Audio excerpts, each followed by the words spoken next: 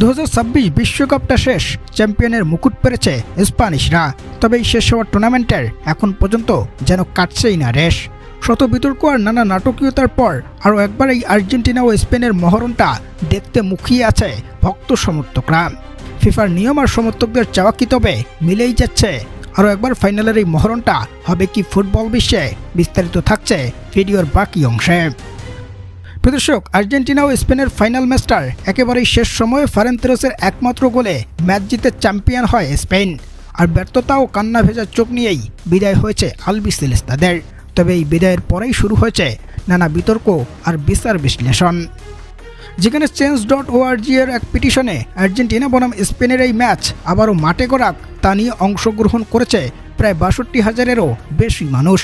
তাদের দাবি ম্যাচের সেই স্লোভেনিয়ান রেফারি স্লাভকো ভেন্সিসের একাধিক সিদ্ধান্ত ছিল বিতর্কিত। তার ভুয়া সব সিদ্ধান্তে ম্যাচের গতিপথ পরিবর্তন হয়েছিল।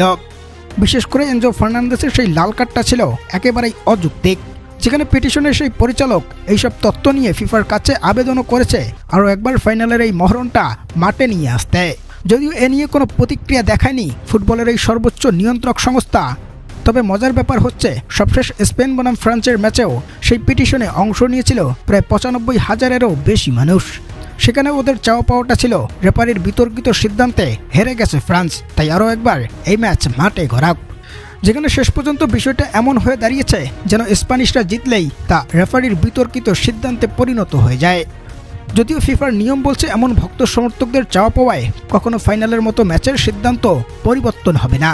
তাই বলা যায় আরও একবার আর্জেন্টিনা বনাম স্পেনের এই বিশ্বকাপের ম্যাচটা মাঠে গড়াবে এবং সেটাও দেখা যাবে এটা শুধুই স্বপ্ন। যেখানে ইতিহাসের পাতায় 2026 বিশ্বকাপের চ্যাম্পিয়ন হিসেবে লেখা থাকবে স্প্যানিশদের নাম। আর আর্জেন্টিনার বিদায়টা হয়েছে হতাশা, আক্ষেপ আর একরাশ কষ্ট নিয়ে টুর্নামেন্টের রানার আপ দল হিসেবেই। দর্শক, আর্জেন্টিনা বনাম স্পেনের ফাইনালের সেই ম্যাচে রেফারির কি কোনো সিদ্ধান্ত আপনার কাছে বিতর্কিত বলে মনে হয়েছে? জানাবেন কমেন্টে।